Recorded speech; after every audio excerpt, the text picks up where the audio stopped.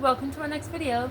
Today I want to talk about where to sell your crafts and what events might work best for you.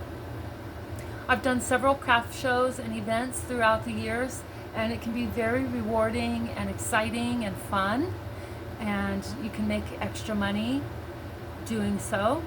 And so first you want to make sure that you have enough inventory. It's really important. You want to make sure, especially if you're doing a weekend, which most events are both Saturday and Sunday, you want to make sure you have enough inventory to fill up your tables, but not too much to where it's overwhelming for the customer to walk through.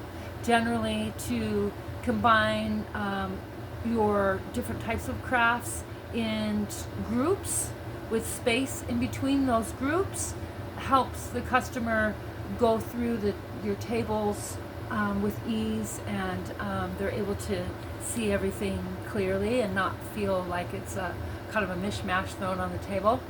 And that's a lot of fun, setting up tables. It's so great to, you could build shelves and do all kinds of neat displays, and you'll learn that as you go. As far as how much inventory to have, I like to have at least a minimum of 3 of one item, up to 10 or 12, depending on if I think they're going to sell really well or have done well for me in the past. But generally 3 is good.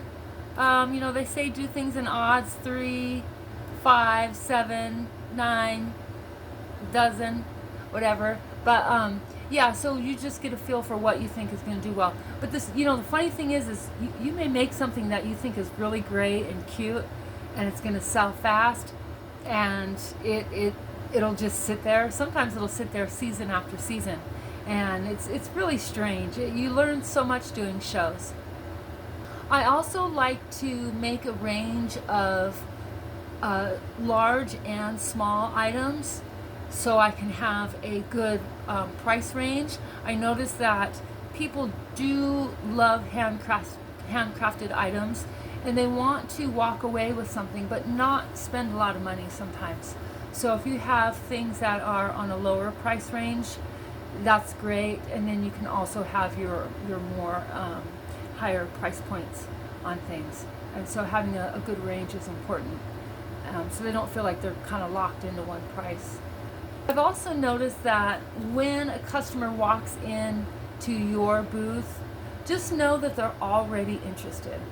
And so when you have them there and they're looking around, what I do is I will greet them, and then I'll take some time and just step back. I'll give them maybe 30 seconds to a minute and kind of look around, and then I'll approach them slowly and maybe tell them a story about how I created the item or why I created it. Sometimes I'll tell them about the materials that I use. I use a lot of upcycled and found materials, and so they really like that. It makes them feel really special when the artist is there and talking to them about their work.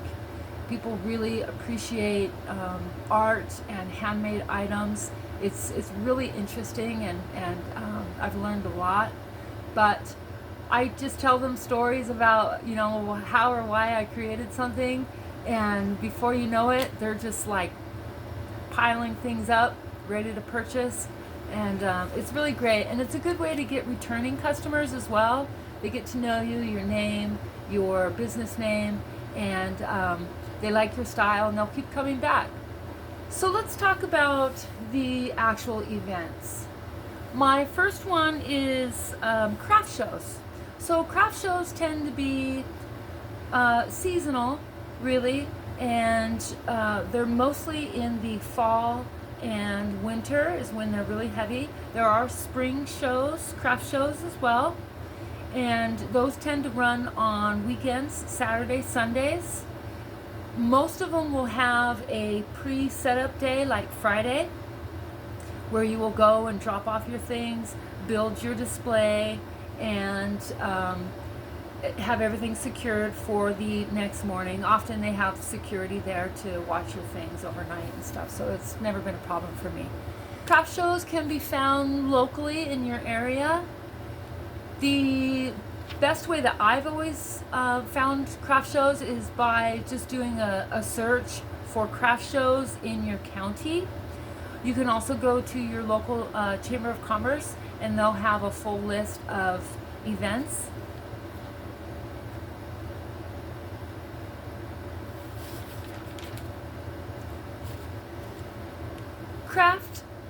Craft shows can be organized through groups or churches or a brick and mortar store. You know, other than pop-ups, there are stores that hold seasonal craft shows in their parking lots, and those are really neat.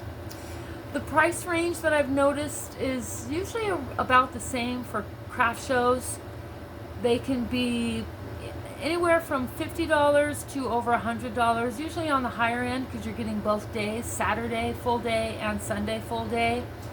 So and it's well worth it because often they will do some heavy advertising for that show, and so you'll get a lot of foot traffic coming through, and it's a really good opportunity to make some extra sales, make a lot of connections. I notice I get more information from my vendors sitting next to me than anything really. Everybody knows what's the next show to go to, and everybody kind of networks, and it's really neat, really a lot of fun. The next place to sell your crafts is at a farmer's market. Most people don't really think about farmer's markets. I mean, you'll see a farmer's market where they sell produce, and then there are crafters, but it's not usually, for me at least, it wasn't the first place that I thought of to do sell my crafts, but I've had a lot of success at farmers markets, and it's kind of a nice little surprise for the customer to walk in and see somebody sitting there with the things that they made, and it's been really good for me. I like farmers markets. They are definitely more affordable, and they tend to be just one day.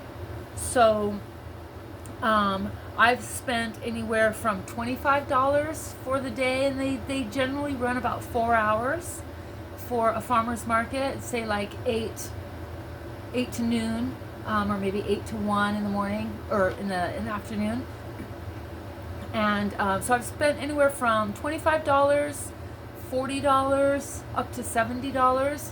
And 70 is a little high in my area, but the one that I'm thinking of in particular it was along the beach, and so there was a lot of foot traffic, and it was a regular farmers market, so people were going there all the time. And I don't think I ended up doing that one though, because I'm kind of a cheapskate and I don't like to spend money on stuff like that. But I usually do one. I was doing one that cost $40, and you usually spend your first couple hours, what I call getting out of the hole. You want to pay your space rent back. After you pay your space rent back, or pay yourself back, everything else is just gravy. So that kind of stresses out. That you're not out any money, and you can kind of loosen up and have a little bit more fun and talk to the customers, and it's great. And I did want to mention that farmers markets generally run pretty much every day of the week, depending on where you live. So in your county, each city has a farmer's market. You can find one Monday through Sunday. And if you're really serious about your crafts and you're able to make enough to keep your inventory built up, then you can do farmers markets every day of the week if you want. And if you do really well, you can make a decent not like a really decent living, but you can definitely pay your bills, and maybe pay yourself back for the supplies that you use. But it can work out to be. I haven't done that yet. I really would like to. It is a lot of work, packing your car up and driving there, setting up. Sometimes in the summer when it's hot, or in the early fall when it's hot, and you're on a parking lot blacktop, and it's a lot of physical work, but it's enjoyable. And at the end of the day, you pack up and You got to unpack your stuff back at home, but it's worth it. It's really, it's really work. The work you want to put in is the reward that you get out of it. And so I haven't tried that route yet. I would like to. I actually do early American folk art dolls mostly, which can take me anywhere from a few hours to make up to a few days. And in that case, if I sell out, I can't do a farmer's market the next day because I won't have anything on my tables. So I'm currently exploring some other craft ideas where I can make something really quickly. If I've got, if I'm doing a craft show on a Saturday and my tables start getting thinned out, I'll go home that night after the craft show and I will bust my butt making more crafts till 2-3 o'clock in the morning, and then you get back in your car and you go back to your show and put it all out there. But it's a lot of fun. It can be stressful. It's a lot of work, but it is a little extra job for extra money, and it's really rewarding and fun. And the next one is peddlers fairs. So I'm not sure if you all are familiar with peddlers fairs. They are kind of a combination between a craft show and a swap meet. So people will bring their stuff from home or junk, something they want to sell or get rid of, and it's basically peddling their wares. And there are also crafters there too. So I just did one 2 days ago, and the thing is I often find a lot of my supplies at those places, but it's cool because everybody charges. It's really cheap you can find some really, really neat antiques and upcycle, some upcycle. I got some really neat like wooden frames that I'm going to do some dried flowers in, and I got some neat stuff, so I'm really excited about it. But yeah, the peddlers fairs, they're pretty cool. Most of them are easy setup. You just drive up and drop your stuff off and set up your booth, and but you'll find more wares and neat stuff. A lot of it's not like junk, but some pretty reasonable antiques, and people want to get rid of stuff. So often, most everything I got was like $1. So like these wooden frames I got, these were all $1. And the really nice wooden frames, I do pressed flowers in them for just my off season. I do Halloween mostly, and but that will be some supplies for my off season stuff. And I really love Halloween, so this is my time of year, and I have all kinds of some neat Halloween stuff that I sold this weekend. So that's a lot of fun. And my last way to sell your crafts is on eBay.